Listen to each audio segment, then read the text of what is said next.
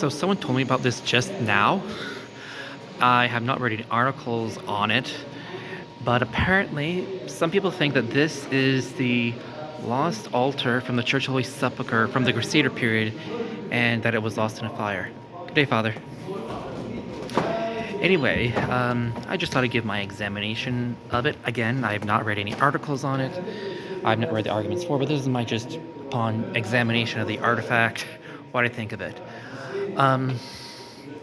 So a bit of examination of what it's been since. So it was essentially part of a wall, and if you're looking back, you can see all this graffiti and renovations. And I'm not sure what we're going to do with it, but that was the wall, but this was put on the inside. Now, I'm actually skeptical that this is the altar, but I'll give two reasons. One, so if you look down below, look at the size of this thing. It is quite tall. Like, you would need an altar exists so you could celebrate Mass. That is what an altar is for. It is huge. It is enormous. And I question if someone will be able to be tall enough to reach up there. Now, that being said, look down here below. It stops right, the artwork stops right here, and it seems to be quite plain down below. So perhaps it could have been implanted in the ground.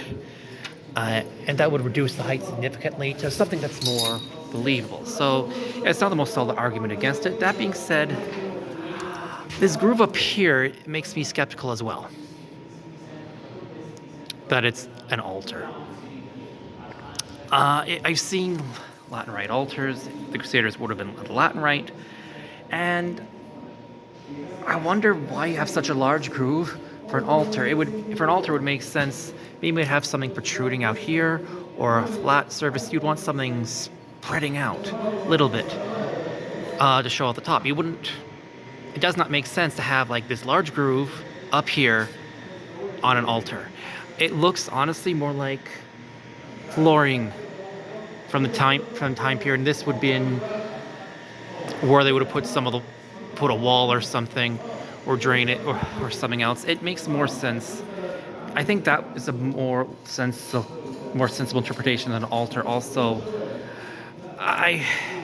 honestly, the design on it as well reminds me of things you see on floors of churches. Like even today, you see the circle design on the floor, and it's something that people would walk over. It is not something that you would see even on the front on the altar too much. I'd expect something else.